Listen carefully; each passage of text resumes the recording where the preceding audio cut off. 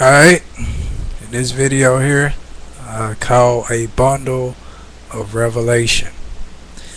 Now, starting off with the Mideast peace talks with Obama. Okay, now, let me see. What's going on with the Israelis, so-called Israel, but what's going on with the Israelis and the Palestinians is that the Israelis don't want to, for anyone who cares, by the way, somebody probably don't care, or some of you probably do, but the Israelis trying to keep dominion over the Palestinians. So that's why the Israelis right now feel that, or the state of Israel, they feel that they don't need no peace talks with the Palestinians because there is peace in the state of Israel. And the peace is not with the Palestinians because, for one, the Palestinians are fighting amongst themselves, and two, there is no peace with the Palestinians because they jealous because Israel has their own state. Another thing is that some of the people feel that, okay, if the USA is allies with the state of Israel and Israel is in peace right now and the Palestinians are not, what does it matter about peace talks if, as long as the state of Israel has peace? And if the state of Israel has a lot of settlements, which they specifically point out in the West Bank, if they have a whole lot of settlements including ownership or having some settlements in Gaza, which was previously Palestinian, then what would be the problem if Israel has sovereignty over the Palestinians, if the USA is only allies with Israel, the state of Israel only? So that makes Benjamin Netanyahu and probably some of the other Israeli officials question about Obama, like, what does it matter if the Palestinians had their own state or not? And why should we go back to 1967 or 1,967 settlements as far as not 1,967 settlements, but the 1967 settlement range, what they had at first before, where it was near half and half. The Palestinians wanted to be equal with the Israelis. They want their own state. The Israelis have their own state. But if the U.S. is allies with the state of Israel or the Zionist Jews only, then some of the Zionist Jews and Benjamin Netanyahu questioning why should it matter, because we allies with you and what they want should even matter. This is our enemy. So why are you trying to reason for our enemy?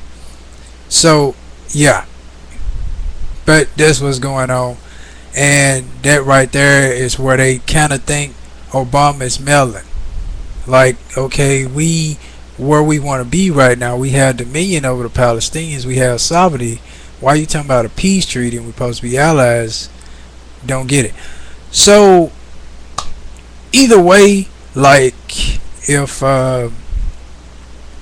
this does go through, the peace talks for the Israelis are trustworthy of the Palestinians, and the Palestinians do get their own state, and there is peace in the Mideast, it would still be lose-lose for Obama, because the hatred of Obama is no matter what he does. And a lot of people don't want Obama to get reelected, but there's really no other choice, because who wants to inherit everything that Obama has right now? Who wants to inherit these problems? So they pretty much are handing him the election. But of course you got some white militia growing that wants to take him out. They got him under the crosshairs, want to put a bullet in him, because for one, they don't want to see him reelected. Two, they don't want him to succeed in the Mideast peace talks. Three, because he black, period. Just the fact that in their heart, I still can't stand to see African American as the president of this country. Still can't stand to see it. So them three reasons right there why They want to put a bullet in Obama's to try to take him out. And matter of fact, have an article here called "A Private Hero's Welcome." And as you can see right here, the SWAT team, or I don't know, Obama's bodyguards or whoever they are taking down this citizen here that claims to be Secret Service. And he rides, it says in the article, he rides on a crowd. This is NYP police. He rides through a crowd pretending to be Secret Service to get close to Obama. And then when he gets close to Obama, the NYPD notice he's not Secret Service. The crowd opens up for him so he can make way to get to Obama. And just as the NYPD started to tackle him down, the guy goes in his backpack when he get in close range of Obama, and they don't know what he's trying to pull out of his backpack. But they know as soon as he sees Obama in close range, he immediately goes in his backpack, and that's when they, right here taking a picture where they tackled him. So he couldn't, whether he finna pull out a camera, or he finna pull out a gun, whatever it was he finna pull out, they made sure he didn't pull it out. So definitely, like I said, want to try to take Obama out, and the next year, the next 6 months, that will possibly happen, to make sure he don't get reelected again, and make sure he don't succeed in many of these peace talks. They just really cannot stand to see Obama succeed in any way. So also with China, of course, you know, in Matthew 24 it talks about wars and rumors of wars. The only solution is going to come up with, in order to pay out China, is to go to war with China and defeat China. And that's not going to happen. Going to war with China is inevitable. Let me explain how. America is dying and China is suffering. China is suffering because America is suffering, because America and China have been in cahoots with each other for a long time. And because the economy is failing here, and most of the products that we have in this country is made by China, this was causing China to suffer. So the reason China was loaning to America, you know, generously, is because of the relationship they had for so long. But now since this country can't pay back China, that puts China in a worse condition. Not only because of the earthquakes, but because also China funds are low because of the lending of America, or the lending to America.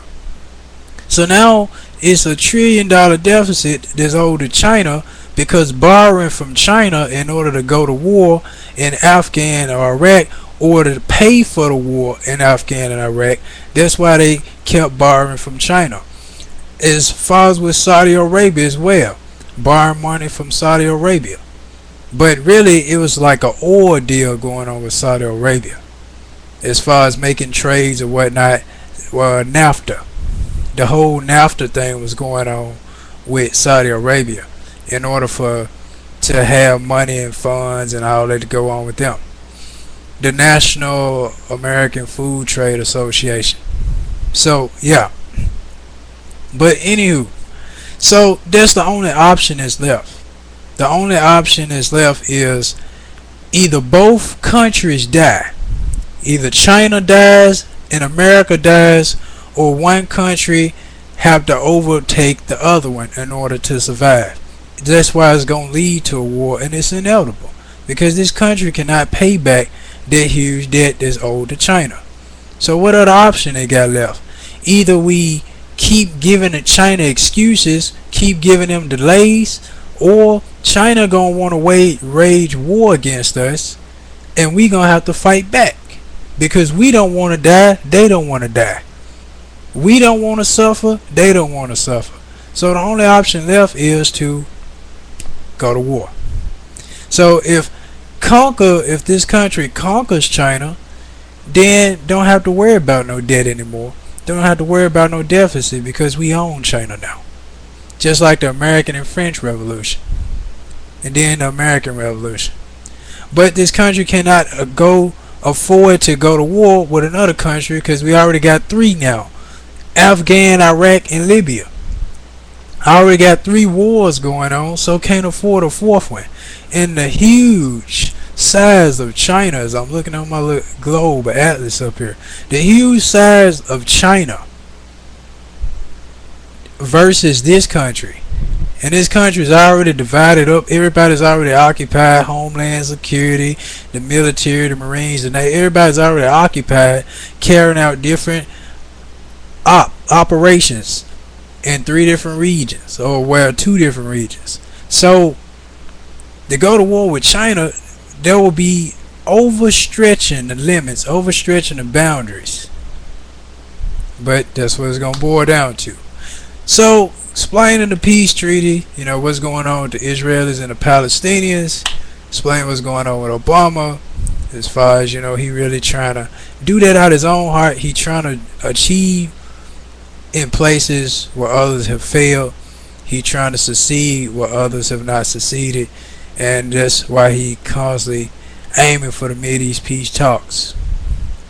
But of course, regardless if Obama's successful or not, he's still gonna be hated by the white militia that's growing in this country, that wants to see him out of the Oval Office, dead or alive. So that's all the revelation I had to share. I had a lot to dish out.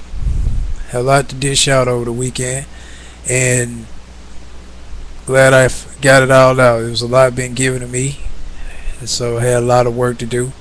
And I hope y'all are enlightened and blessed by what I share on here. And I know a lot of you researching and finding out for yourselves and studying, confirming what I say to be true. So, as always, peace be unto you in Christ for life.